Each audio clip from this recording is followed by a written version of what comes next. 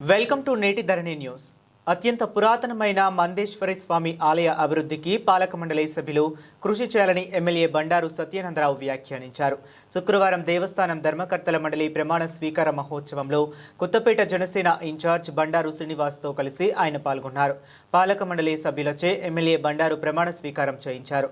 విజయనగరం మహారాజా వంశీకులు పెద్దలు Goa governor Pusapati Ashok Gajapathiraju founder family మెంబర్గా ఉన్న ఈ ఆలయం రాష్ట్ర వ్యాప్తంగా ఎంతో పేరుగాంచిందన్నారు.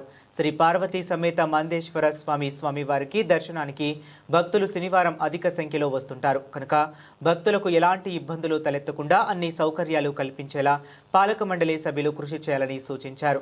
తమకు వచ్చిన అవకాశాన్ని భక్తి శ్రద్ధలతో ఆలయ అభివృద్ధికి వినియోగించాలన్నారు. కూటమి ప్రభుత్వం అధికారంలోకి వచ్చాక ఆలయ అభివృద్ధికి విశేషంగా కృషి చేస్తుందని తెలిపారు. మౌలిక వస్తువుల కల్పనకు కృషి చేస్తున్నట్లు తెలిపారు. ముఖ్యమంత్రి చంద్రబాబు, ఉప ముఖ్యమంత్రి పవన్ కళ్యాణ్ల నేతృత్వంలో ప్రభుత్వం దేవాలయాల అభివృద్ధికి పాటుపడుతుందని వ్యాఖ్యానించారు. అనంతరం దేవాలయంలో నూతనంగా నిర్మించిన బాత్రూమ్స్ ను ఆయన ప్రారంభించారు. ఈ కార్యక్రమంలో కూటమి నాయకులు, కార్యకర్తలు పాల్గొన్నారు.